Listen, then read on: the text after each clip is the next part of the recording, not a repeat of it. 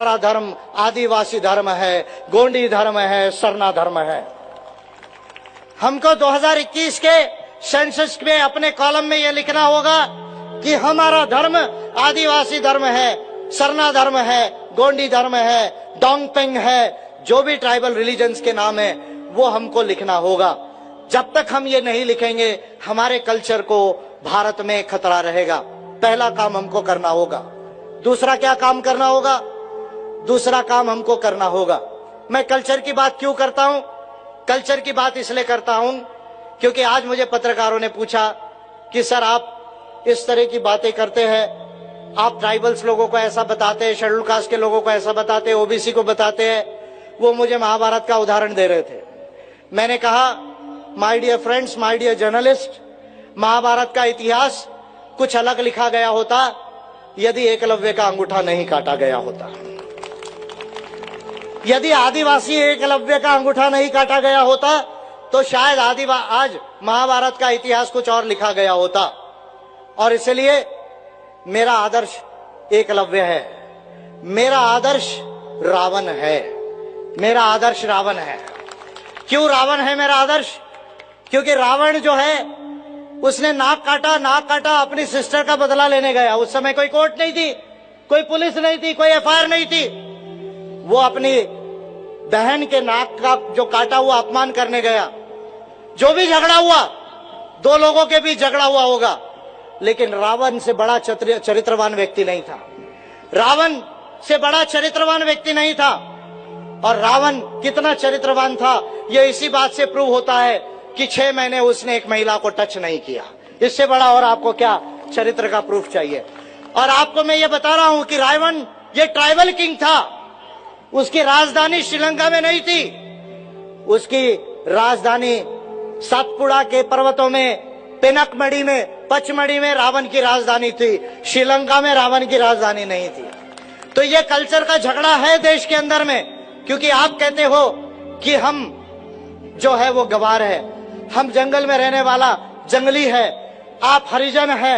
आप क्योंकि ये कल्चर का झगड़ा लेकर आए, इसलिए मैं कहूंगा कि मेरा आदर्श एकलव्य है, मेरा आदर्श रावण है, मेरा आदर्श डेमन गॉड महिषासुर है, मेरा आदर्श जो है वो महावीर है, वो मेरा आदर्श बुद्ध है, मेरा आदर्श जो है वो अशोका है, मेरा आदर्श जो है वो कुपारलिंगो है, मेरा आदर्श शंभू माधव है। मैं इस बात को कहूंगा और ये कहने का मुझे अधिकार है, और इस बात के लिए कोई भागवत की टीम जो है मुझे इंडिया में रोक नहीं सकती। तो इसलिए 2021 में हम धर्म के कॉलम में सारे आदिवासी लोग अपने धर्म को आदिवासी रिलीजन लिखाएंगे। जो भी नाम से ट्राइबल रिलीजन होगा उसको लिखाएंगे, पहला काम। और दूसरा एक बड़ा काम करना होगा, छत्तीसगढ़ के अंदर आदिवासी सरकार बनाना होगा, और देश के अंदर, झारखंड के अंदर, मध्य प्रदेश के अंदर ट्राइबल गवर्नमेंट को बनाना होगा। और ट्राइबल गवर्नमेंट ये भारत की सबसे अच्छी गवर्नमेंट होगी। ट्राइबल गवर्नमेंट का ये मतलब नहीं कि उसमें आदिवासियों के अलावा और कोई नहीं रहेगा। आदिवासियों के अलावा शेड्यूल कास्ट रहेंगे, ओबीसी रहेंगे, माइनॉरिटीज रहेंगे, जनरल लोग भी रह सकते हैं, लेकिन ट्राइबल गवर्नमेंट ये बेस्ट गवर्नमेंट होगी। क्यों ट्राइबल गवर्नमेंट बेस्ट गवर्नमेंट होगी? इसका कारण मैं बताता हूं। क्योंकि मानव अधिकार कहता है, क्या मानव अधिकार कहता है? कि मानव अधिकारों को यदि आपको सुनिश्चित करना है तो सबसे पहला एक काम होना चाहिए। क्या काम होना चाहिए? भेदभाव नहीं होना चाहिए। यह मानव अधिकारों की थ्योरी कहती है कि आपको अगर ह्यूमन राइट्स को रियलाइज करना है तो then you should abolish the discrimination completely, यानी आपको भेदभाव को कंप्लीटली अबॉलिश करना चाहिए और समानता को प्रमोट करना चाहिए, समानता को प्रमोट करना चाहिए। ये ह्यूमन राइट्स कहता है। और मैं समझता हूं कि दुनिया में कन्वेंशनल फॉर्म में, कन्वेंशनल सेंस में मानव अधिकार प्रस्तापित करने वाला पहला यदि कोई समाज हो तो वो आदिवासी समाज है। कन्वेंशनल सेंस में मानव अधिकारों को प्रस्तापित करने वाला यदि कोई समाज हो तो वो आदिवासी समाज है। आदिवासियों ने कभी किसी के साथ भेदभाव नहीं किया। और ये तो मैं कह रहा हूं पढ़ते पढ़ते, लेकिन भारत के सुप्रीम कोर्ट ऑफ इंडिया ने भी इस बात को माना कि आदिवासियों से ज्यादा नैतिक कोई नहीं हो सकता। ये सुप्रीम कोर्ट ऑफ इंडिया ने भी अपनी बात में अपने ऑर्डर में इस बात को माना है। विजय मानकर आदिवासी है, वो आदिवासी के कल्चर का पाइक है। मैं इसलिए खुद को ट्राइब कह रहा हूं क्योंकि बाबा साहब ने कहा था we are broken tribes. The untouchables में बाबा साहब ने लिखा कि the scheduled caste, the untouchables were the broken tribes. ये पहले आदिवासी थे और टूट के गए, गांव में आए, वहां फिर अस्पृश्यता फेस की बुद्धिज्म के बाद में।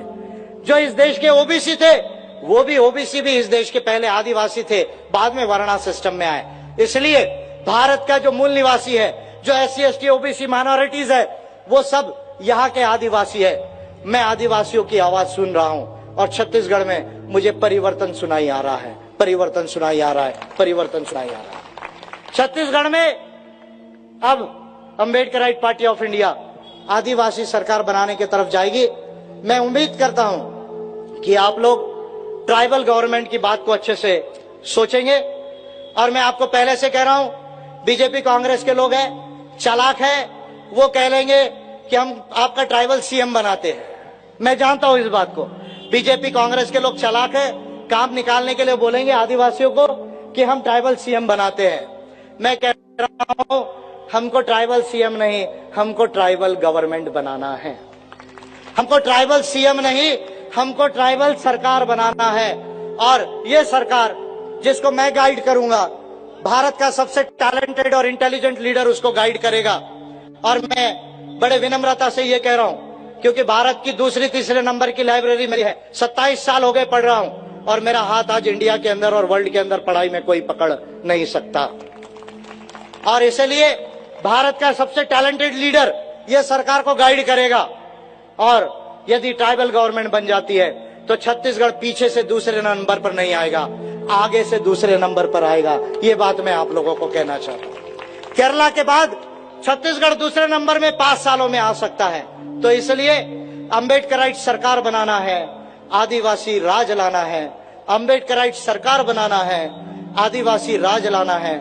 ये संदेश मेरा ट्राइबल्स को है और सतनामी सूर्यवंशी रामनामियों को, तमाम शेड्यूल्ड कास्ट लोगों को, जो बाबा गुरु घासीदास जी ने हमें संदेश दिया था, जो बलकदास जी ने मन के सब समान का जो संदेश घासीदास जी ने दिया, और बलकदास जी इसके आधार पे जो राज बनाना चाहते थे, वो राज हमको यहाँ पर लाना है। और ये राज अंबेडकराइट सरकार के थ्रू हम ला सकते हैं, ट्राइबल गवर्नमेंट के थ्रू ला सकते हैं। उस ट्राइबल गवर्नमेंट में ट्राइब्स के साथ शेड्यूल्ड कास्ट, OBC, माइनॉरिटीज, महिलाएं, श्रमिक, किसान, भूमिहीन, ये तमाम लोगों की वो सरकार रहेगी। वो भारत की बेस्ट सरकार रहेगी। मैं ऐसी उम्मीद करता हूं कि आप लोग बगैर समय वेस्ट किए, 3600 साल हम जंगल में रहे, अब एक भी क्षण हमको गुलामी में नहीं रहना है। आप आज से इस काम को लगे। मैं आप लोगों के बीच आते रहूंगा।